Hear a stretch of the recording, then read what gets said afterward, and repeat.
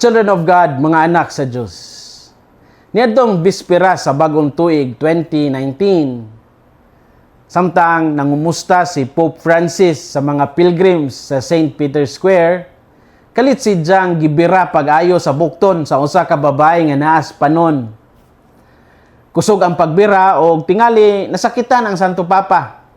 Mao nga sa iyang katingala, nakita sa video nga iyang gibunalan ang kamot sa babae aron makagawa sa iyang pagkupot. Pagkasunod adlaw sa Angelos, si Pope Francis mismo ang nangayo og pasaylo tungod sa iyang reaksyon og miangkon nga nakahatag siya og dili maayo nga panig-ingnan. Ang makapainteres pod mao nga ang babae usab sa ulahi nangayo pod og pasaylo kang Pope Francis. Busa adunay duha ka tawo nga nasakitan ug adunay duha usab ka tawo nga kinahanglan mangayo og pasaylo. Ang maong hitabo nagpahinumdom nato nga bisan ang usa ka tawo nga adunay dakong katungdanan mahimo nga mawad-an sa pailob. Nagpakita usab kini nga ang pagpasaylo dili lamang para sa tao nga nakasala, kundi alang usab sa tao nga nasakitan. Ang tinuod nga kalig-on usahay makita dili sa pagdumili sa atong sayop, kundi sa pag-angko niini. Ug usahay ang makapadayon sa usa ka relasyon mao ang yano nga mga pulong nga I'm sorry. Pasaylo ako. Sa ebanghelyo karong adlaw, miduol si Pedro kang Hesus og nangutana kon pila ka higayon kinahanglan niyang pasayloon ang iyang igsuon. Naghatag siya og numero nga daw dako na kaayo. Apan si Jesus mitubag sa paagi nga mulapas sa tanang ihap. Gisundan kini sa sambingay sa sulugoon nga gipasaylo sa dakong utang apan wala mo pasaylo sa iyang kaubang sulugoon. Busa ang pangutana, dili lamang pila kahigayon kita mo pasaylo, kundi unsa pod kalahom ang atong pagsabot sa pasaylo nga atong nadawat gikan sa Dios. Unsay makutlo nato karong adlaw? Unang punto, ang tinuod nga pagpasaylo dili mag-ihap sa pasaylong nahatag. Bugat ni nga statement, no? Nangutana si Pedro kang Hesus og pila kahigayon. Kay natural man sa tao ang pag-ihap. Kung kapila na ta pasakiti, kapila na ta nakahatag og pasaylo, og kapila na sa ta nanghayog pasaylo. Gusto nato nga adunay limit. Apan ang tubag ni Hesus wala jud sa calculator. Dili gusto sa Ginoo nga ang atong kasing-kasing mahimong daw ledger nga perming naglista sa mga utang sa ubang tao o mga kasakit nga ilang gihatag kanato. Mao nga si Jesus mismo niingon, not 7 times, but 77 times. Matthew 18:22. Sa binisaya nga hubad, dili lang 7 kahigayon, kundi kapituan og 7 kahigayon.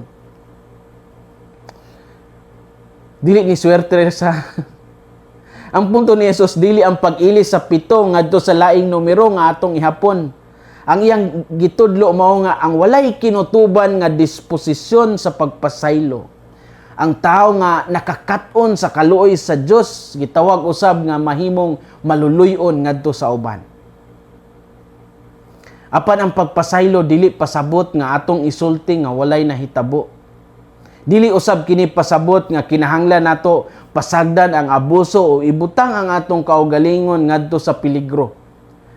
Ang pasaylo nagpasabot nga dili nato tugutan ang kasakit nga mahimong permanente nga bilangguan sa atong kasing-kasing. Mahimo natong pangitaon ang hustisya samtang nagdumili kita sa pagdumot. Mao kini ang hagit sa ebanghelyo. Ang pasaylo mahimong lisod apan matag higayon nga mupili kita sa kaluoy imbis sa pagdumot. Nagkaduol kita sa kasing-kasing sa Dios. Ang tinuod nga pagpasaylo dili mag-ihap sa pasaylong nahatag.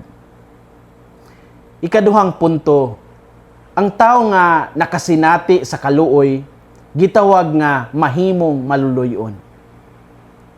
Ang sambingay ni Jesus adunay usa ka makapakurat nga detalye.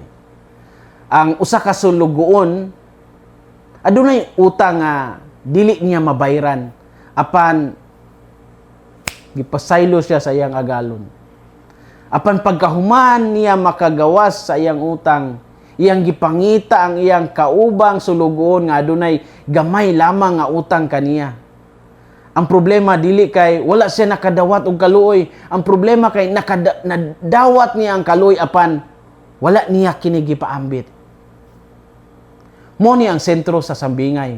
Ang kaluoy nga atong nadawat gikan sa Dios, kinahanglan mahimong kaluoy nga atong ipaambit. Ang tao nga nakasinati sa pasaylo, dili mahimong magpabilin nga walay kaluoy sa uban. Huna-hunaa pod, pila kahigayon nga kita mismo nakahimo og sayop og nangayo sa Dios og ikaduhang higayon, o second chance, third chance, fourth chance, fifth chance. Dagan sa atong mga sayop, wala makita sa uban. Dagan usab ang atong angay nga pasayloon, apan our experience also tells us, lisod nato pasayloon ang ilang mga sayop, lisod kalimtan ang ilang mga sayop, nagdumot jud ta. Mao nga ang ebanghelyo, nagawhag ka nato nga atong hinumduman ang kaluoy nga atong nadawat sa dili pa kita maghimo og hukom batok sa uban. Ang pagpasaylo mao usa sa labing klarong paagi nga atong mapakita nga nasabtan nato ang gugma sa Dios. Ang tao nga nakasinati sa kaluoy gitawag nga mahimong maluluyon.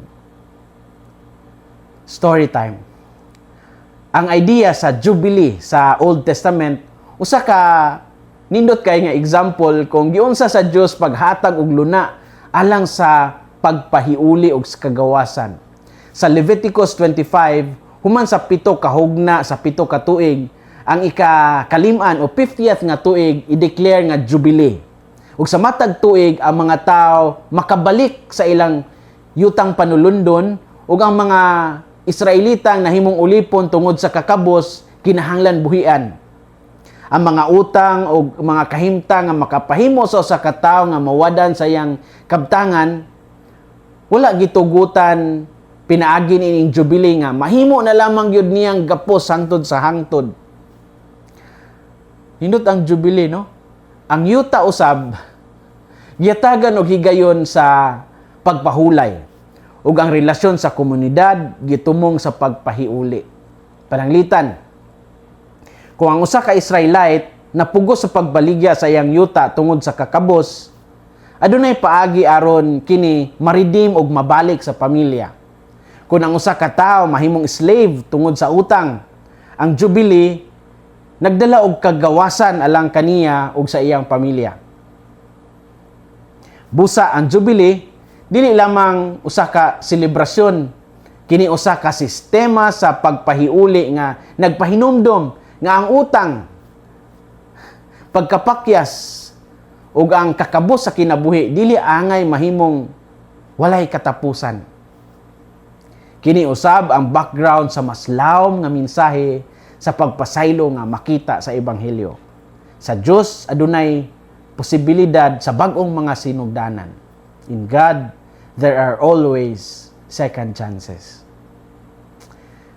Children of God, mga anak sa Diyos, ayaw ipha ang mga sayop sa mga tao nga nakapasakit kaninyo. Hinumdumi usab ang mga higayon nga kamo ang nangayo og pasaylo o nakadawat kamo og kaluoy. Pagpasaylo dili tungod kay gamay ang kasakit, kundi tungod kay mas dako ang grasya sa Dios. Pangitao nato ang hustisya kon adunay sayop nga kinahanglang tuliron.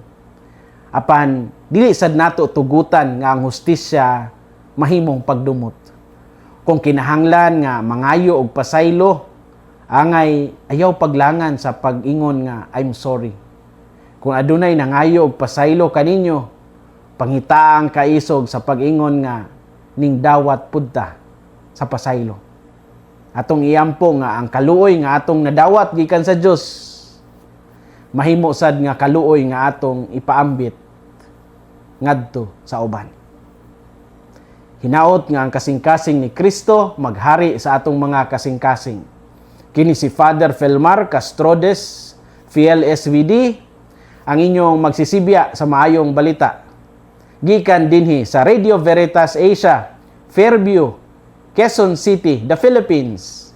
Hinumdumi ang kinabuhing Kristiyano, kinabuhi sa pagserbisyo.